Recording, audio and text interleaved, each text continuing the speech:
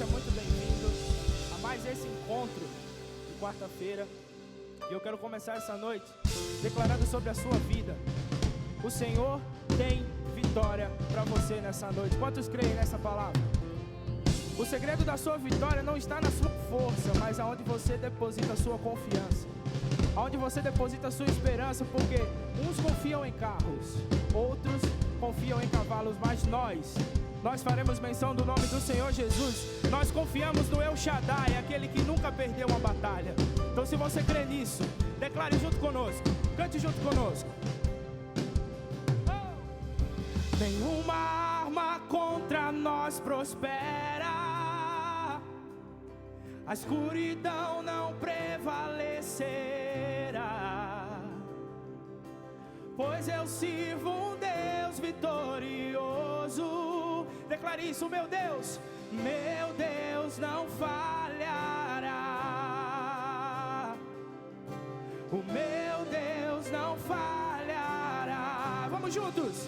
A vitória eu posso ver, a vitória eu posso ver, a batalha pertence ao Senhor.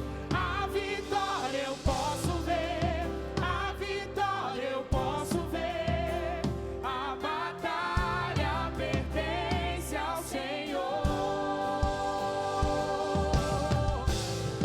Aleluia!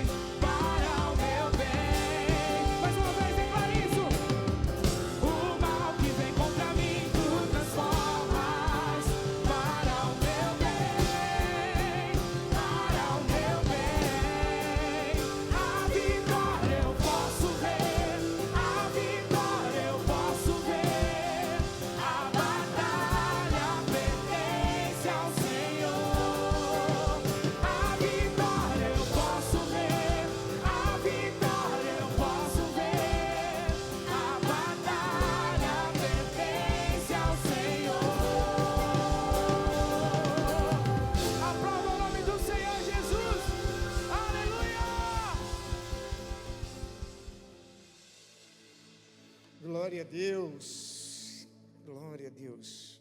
Gente, que atmosfera maravilhosa. Eu estava, na hora que o pastor Bruno estava falando sobre dízimo e oferta, eu estava pensando comigo mesmo, eu falei, se o povo não dizimar e ofertar nesse lugar, não vai fazer mais em lugar nenhum, meu amigo. Porque desfrutar do que vocês desfrutam aqui, desse ambiente, dessa atmosfera, como é bom estar aqui. Eu lembro o pastor Bruno falando do Mais Profundo, acho que foi a primeira vez que eu tive na Lagoinha, não foi, Bruno? Foi no Mais Profundo, que também foi uma experiência extraordinária. Queridos, eu quero compartilhar algo com você essa noite. Eu sei que se eu tivesse sentado aí no seu lugar, nesse exato momento eu estaria pensando assim, pode vir alguma coisa boa lá do Acre? E eu entendo, né? Quem aqui nunca tinha visto um acriano? Levanta a mão, tem alguém? E fica com vergonha não para levantar, eu sei. Olha aí, já realizei o sonho de muita gente hoje. Você já não vai mais morrer sem conhecer um acriano. Você já pode contar para alguém amanhã. Gente, eu conheci um acriano, o Acre existe e é uma bênção, é um lugar de comida boa, né? Bruno e Vanessa estiveram com a gente lá. Mas que privilégio estar aqui. E eu queria ler com você um texto que está em Lucas capítulo 19, versículo 10. Lucas 19, 10, apenas um versículo que diz assim: pois o Filho do Homem veio buscar e salvar o que estava perdido. Queridos, eu não diria que é muito difícil, mas é impossível a gente passar essa nossa caminhada aqui na terra sem em algum momento da nossa caminhada, da nossa trajetória, a gente passar por momentos em que a gente olha e a gente não enxerga a saída. Em que a gente para e tenta ver uma possibilidade, ver uma resposta, ver uma saída, ver um motivo, às vezes, para continuar acreditando, ver um motivo para continuar de pé, e a gente não encontra. Sabe, há momentos que todos nós passamos por momentos como esse, e eu creio que todos aqui já passamos por uma situação assim, onde, humanamente falando, é impossível. Às vezes diante de um diagnóstico, às vezes diante de uma decisão, às vezes diante de um problema familiar, às vezes, enfim, qualquer que seja a situação, mas nós nos deparamos com momentos como esse. E a Bíblia, ela relata algumas histórias assim. A Bíblia nos relata algumas histórias em que pessoas como nós, humanas como nós, se depararam em momentos que eles olhavam e, humanamente falando, não existia saída. A Bíblia fala de uma mulher que ela já tinha gasto todo o seu recurso, todo o seu dinheiro com os médicos, ela já tinha feito de tudo que ela podia para curar uma enfermidade e nada havia acontecido, pelo contrário. O texto diz que, além dela não ficar curada, a situação dela piorava a cada dia. O texto diz que ela já tinha procurado os médicos, ela já tinha procurado todas as soluções humanamente falando. Então ela chega à conclusão de que, humanamente falando, nada mais poderia ser feito. Porém, ela ouve falar que o Filho do Homem, ao qual o texto que nós lemos se refere, ia passar por aquele lugar. E o texto diz que aquela mulher que tinha gasto tudo que ela tinha com os médicos, e a sua situação só piorava, até que, diga comigo, até que. Você vai sair daqui hoje com essa frasezinha na sua cabeça, até que. Porque a Bíblia diz que o caso daquela mulher foi um caso sem problema, a enfermidade dela foi uma enfermidade sem cura, o problema dela foi um problema sem solução, até que aquele que veio buscar e salvar e restaurar e curar aquilo que já estava perdido, entra no caminho dela. Até aquele momento.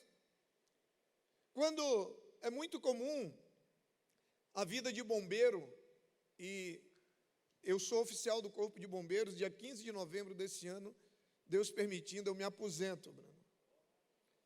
Então, e a vida de bombeiro é mais ou menos assim. Quando a gente é chamado para atuar, quando as pessoas só chamam o bombeiro quando elas acham que não tem mais jeito. Começou a pegar fogo ali, a gente joga água, joga areia, joga toalha, busca coberta, e quando acha que não tem mais jeito, aí liga para o bombeiro. A gente primeiro tenta resolver o problema. Então, todas as vezes que nós somos acionados, a gente já sabe que as pessoas já tentaram de tudo para tentar resolver o problema e não conseguiram. Sabe, mas há uma diferença entre um bombeiro que também é chamado de salva-vidas, há uma diferença entre o salva-vidas e o salvador de vidas. Ah, pastor, e qual é essa diferença? A diferença é que nós, bombeiros, nós somos chamados para tentar salvar aquilo que está a perigo de se perder. Mas a Bíblia diz que Ele, o Salvador, o Filho do homem, Ele veio para restaurar, para buscar, para salvar, para transformar, inclusive aquilo que já estava perdido. Essa é a diferença. Quantas vezes nós olhamos para situações e a gente acha que não tem mais jeito. Para nós, bombeiros, uma vez perdido, nós não podemos mais fazer nada. Nós não temos o poder de ressuscitar uma vida quando nós chegamos numa ocorrência e a pessoa foi a óbito. Nós não temos esse poder. Nós não temos, sabe, o poder de reerguer uma casa quando nós chegamos e o fogo tomou conta e já foi tudo queimado. A única coisa que resta fazer é o que nós chamamos de rescaldo. Que é você observar se não tem mais nenhuma possibilidade de reignição, ver se não tem vítimas no local. Mas a gente não pode, aquilo já se perdeu. A casa já foi queimada, os bens já foram queimados, se tiver vítima já morreu. Nós não temos esse poder de restaurar e de reerguer aquilo que já foi perdido. Quando a gente vai para um atendimento, uma ocorrência de afogamento, por exemplo, se a pessoa já tiver morrido, não tem como ressuscitar o afogado ali, não. Essa é a grande diferença com Jesus, não. O texto diz que ele não veio apenas buscar e salvar e mudar e restaurar aquilo que está a ponto de se perder, não. O texto diz que ele veio buscar, ele veio salvar o que já se havia perdido. Ou seja, independente do que foi perdido, Ele pode restaurar. Não há limites para Ele, não há impossível para Ele. Ei, deixa eu te falar uma coisa. Talvez para a medicina não tem jeito, talvez para a justiça não tem jeito, talvez nem para a tua família mais tem jeito. Mas eu quero te dizer uma coisa. Ao Filho do homem que Ele veio para buscar, Ele veio para restaurar. E para Ele não existe essa palavra não tem jeito. Para Ele não existe. O texto diz que ele veio buscar, ele veio realmente resolver aquilo que ninguém mais poderia resolver. Ele veio resolver o que ninguém mais poderia resolver. E quando a gente olha para a Bíblia, a gente encontra no Evangelho de João, capítulo 5, uma outra história, que fala de um homem enfermo, paralítico, que ele estava na esperança de entrar num tanque. E o texto diz que ele já era paralítico há 38 anos, mas não fala o tempo em que ele estava ali. Pastor Lucas com certeza sabe, porque ele sabe de tudo da Bíblia, né? Você sabe que ele sabe de tudo. Preparando as mensagens algumas vezes, vem a dúvida de uma informação, eu ligo para o Lucas. Lucas, que qual era a areia lá da terra que o pessoal pisou lá? Me diz aí, ele sabe. Então, não diz ali aparentemente o tempo que ele estava ali, mas diz que ele era paralítico há 38 anos. E o texto diz que quando Jesus chega lá, a história que ele conta para Jesus, eu estou aqui, porque a história dizia que quando, de tempo em tempo, um anjo descia, agitava as águas, e quem entrasse nas águas era curado. E ele diz, Senhor, não tenho ninguém que me coloque ali. Ou seja, se ele não sabe andar, se ele é paralítico, se ele não consegue se movimentar, e se não tem ninguém quem o coloque, caiu a casa para ele, querido, não tem jeito. Como que ele vai entrar lá? Se a cura só vem através da entrada no tanque, e ele não consegue entrar sozinho, e não tem quem o coloque, ele está dizendo para mim, não tem jeito. Só que a história dele também não tinha jeito, até que, diga comigo, até que Jesus chega e olha para ele e diz, você quer ser curado? E a Bíblia diz que Jesus cura aquele homem e resolve um problema que humanamente falando, que aparentemente não tinha mais jeito. A Bíblia ainda fala de um episódio onde a multidão, Jesus, ele está com os discípulos, E ele chega numa cidade e a multidão vem até ele por conta dos milagres que ele fazia. E o povo ouvia falar dos milagres e começou uma multidão a ir atrás dele. E Jesus olha para Filipe e diz assim: como que a gente vai alimentar esse povo? Ué, pastor, mas foi Jesus que perguntou para os discípulos, não foram os discípulos que perguntaram para Jesus? Não. O texto começa Jesus perguntando para Filipe, por quê? A Bíblia diz que Jesus perguntou para ele para provar o coração, porque ele já sabia como ele ia fazer. Ele já sabia como ia resolver o problema, está no texto. E aí, chega um outro discípulo e diz: Senhor, tem um menino ali que tem 5 pães e 2 peixes. Querido, vem comigo. Humanamente falando, você alimenta, o texto diz que tinha 5.000 homens, fora as mulheres e os meninos. 5.000 homens. Como que vai alimentar uma multidão com 5 pães e 2 peixes? Não tinha jeito. Era uma situação que, humanamente falando, não tinha saída. Humanamente falando, não tinha jeito. Até que os 5 pães e os 2 peixes chegam na mão da pessoa certa. Ah, pastor, o que eu tenho é pouco porque está na mão errada. Porque o pouco que está na tua mão, na mão de Jesus, o pouco que você tem, o pouco de fé que você tem, o pouco de força que você ainda tem para chorar, para clamar, o pouco de força que você ainda tem para continuar congregando, ei, é apenas isso que ele precisa. E a Bíblia diz que aquela multidão não só é alimentada, como sobram 12 cestos. E o que mudou o cenário, pastor? O cenário era um problema até que o Filho do Homem, que veio resolver aquilo que não tem solução aos olhos humanos, o Filho do Homem, que veio trazer restauração, que veio trazer solução para aquilo que nós já não enxergamos mais solução, até que ele chegou e resolveu o problema. Fala de um episódio ainda, que os discípulos estavam no meio do mar, Evangelho de Marcos, capítulo 4, no meio de uma tempestade. E a Bíblia diz que Jesus estava dormindo no barco. Por quê, pastor? Porque tempestade para Jesus não é problema para nós. E os discípulos o acordam.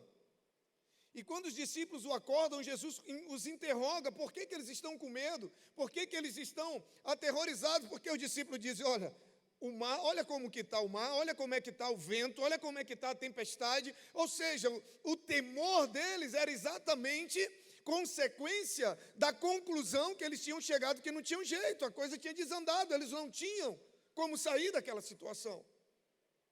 Porque, queridos, quem vê uma saída, quem vê uma solução, não está desesperado, sim ou não?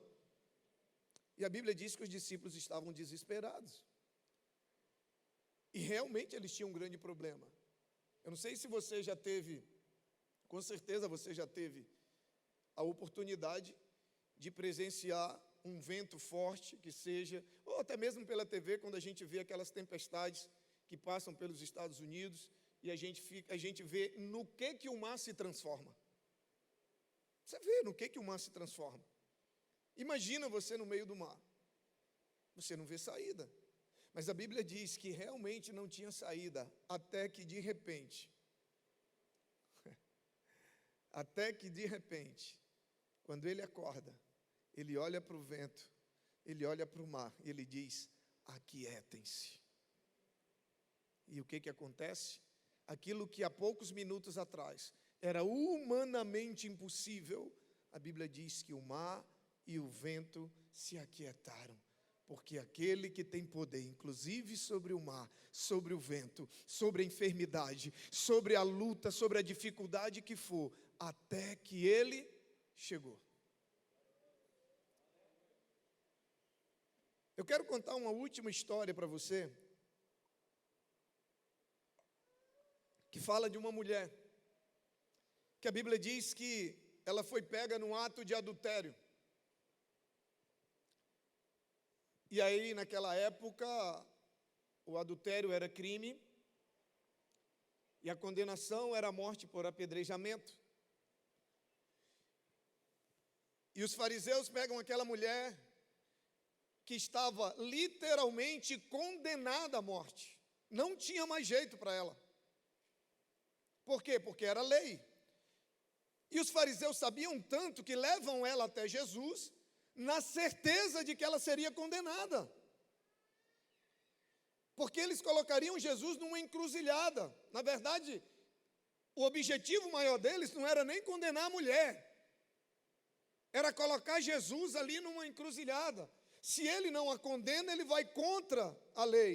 E se ele a condena, ele vai contra o seu discurso.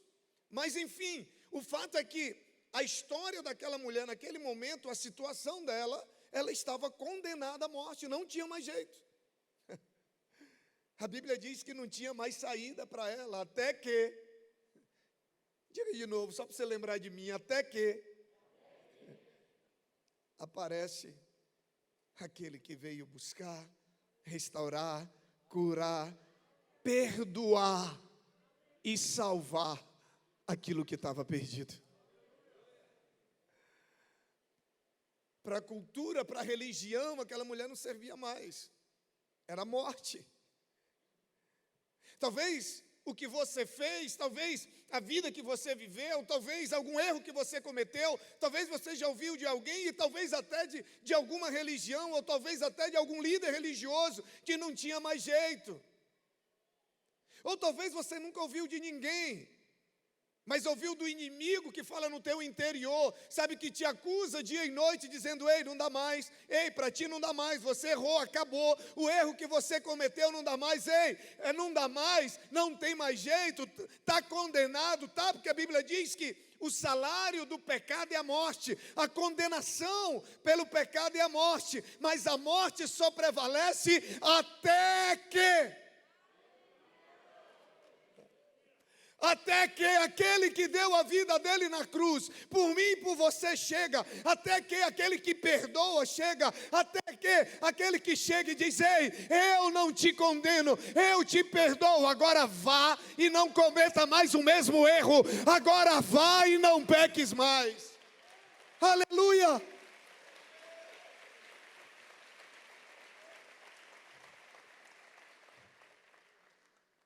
Para mim, tem uma frase nessa história que para mim é fantástica.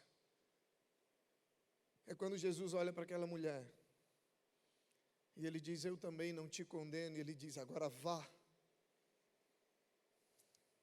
faça diferente. Agora vá e viva uma nova história. Agora vá porque não acabou. Agora vá porque você tem a oportunidade de recomeçar.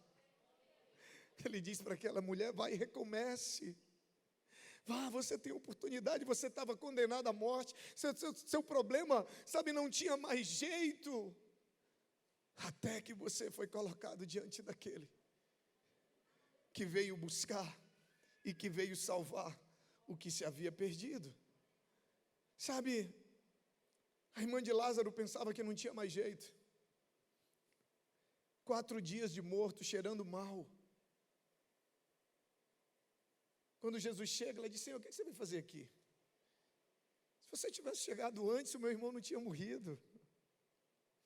Deixa eu te falar uma coisa, eu não sei como você chegou aqui, eu não sei o que você está passando, eu não sei quanto tempo faz, eu não sei a gravidade, eu não sei, mas eu sei quem Ele é, eu sei que o seu problema só fica sem solução até que você toma coragem de entregar Ele nas mãos daquele que veio buscar, que veio salvar, que veio restaurar, que veio transformar, que veio perdoar, até o que já estava perdido. Seu problema só fica sem solução até o dia que você decide confiar nele. Até o dia que você decide entregar nele. Seu pecado só fica sem perdão até o dia que você decide abrir o coração, confessar para ele, entregar para ele, só. Até esse dia, o inimigo só pode nos envergonhar até o dia que nós nos entregamos para ele. Sabe, o inimigo só pode envergonhar nessa causa até o dia que você coloca ela nas mãos dele. Mas como o pastor diz que é a última, nunca acredite, agora é a última de verdade. Você não acredita, né, quando o pastor diz que é a última. A Bíblia diz que, aleluia, a melhor história para mim, que nos fala sobre esse que veio buscar e salvar o que se havia perdido. A Bíblia diz que na sexta-feira ele é crucificado e morto na cruz. E todo mundo pensa, os inimigos pensam que venceram, os que tinham criado nele a expectativa e a esperança da libertação, estão achando que perderam. Na sexta-feira ele é morto, ele é crucificado na cruz. Ele é crucificado na cruz, para você pensar o pastor Lucas que está aqui e não ir embora. Ele é crucificado na cruz na sexta-feira. No sábado ele é sepultado, e aí realmente todo mundo tem certeza que acabou, que não tem mais jeito, que a esperança deles foi embora. Mas o que eles não sabiam era que no terceiro dia, no terceiro dia, a Bíblia diz que ele vence a morte, ele ressuscita, e com ele estava a vitória de todo aquele que nele crê. Ei, a Bíblia diz que nele nós somos mais do que vencedores. Quando a Bíblia diz que nele nós somos mais do que vencedores, a Bíblia está dizendo que no momento que ele chega, a derrota vai embora, que no momento que ele chega, a vitória chega com ele. Se você crê nisso, aplauda ao Senhor bem forte, fica de pé em nome de Jesus, que eu quero orar com você. Aleluia, aleluia. O diabo pensava que tinha vencido. A Bíblia diz que ele desce, ele vai ao inferno, ele pega as chaves da morte, que estava nas mãos do inimigo. O diabo venceu até que ele ressuscita e toma novamente as chaves nas suas mãos. E ele continua, a Bíblia diz que ele continua vivo até hoje, curando, salvando, restaurando, transformando, inclusive aquilo que não tem mais jeito para nós. Inclusive aquilo que já se havia perdido. Você pode ter chegado aqui achando que não tinha mais jeito. E tem situações que é normal, você não é anormal por pensar assim, porque tem situações que realmente, humanamente, não tem mais jeito. Tem situações que aos olhos humanos são impossíveis. Você pode ter chegado aqui dessa maneira. Sabe, o médico, a justiça, a esposa, o esposo, o filho, eu não sei. Talvez você está olhando as circunstâncias, sabe, as circunstâncias estão dizendo, ei, desiste. As circunstâncias estão dizendo, ei, para. As circunstâncias estão dizendo, ei, não tem mais jeito, não volta mais, não restaura mais. O diabo pode até estar pensando que venceu essa batalha na sua vida, mas eu vim aqui nessa noite para dizer para você, ei, não está perdido, nem tudo está perdido. Aleluia! Ainda alguém que pode ressuscitar, restaurar, curar, inclusive aquilo que já estava perdido. Ele é o Deus do impossível, que a Bíblia diz. Ele é o Deus do que a gente acha que não tem mais jeito. Não há nada que você possa fazer, talvez, mas as coisas impossíveis é apenas uma das especialidades de Deus. Feche os teus olhos aí onde você está, que eu quero orar por você. Aleluia. Ele não veio apenas para buscar e salvar aquilo que estava a ponto de se perder. Ele não veio apenas para resolver as causas difíceis também, mas a Bíblia diz que ele é mais. A Bíblia diz que veio o Filho do Homem veio para buscar, para salvar, para restaurar, para transformar, para abrir a porta, para fazer aquilo que não tinha mais jeito, aquilo que estava perdido.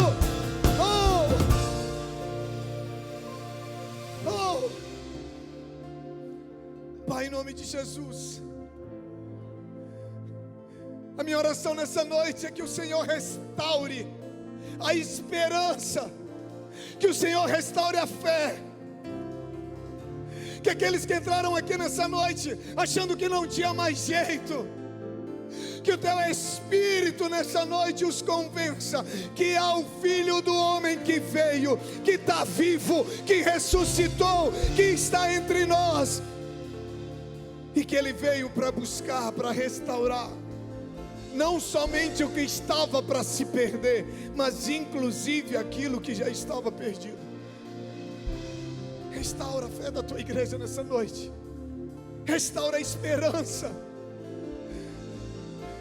restaura o ânimo.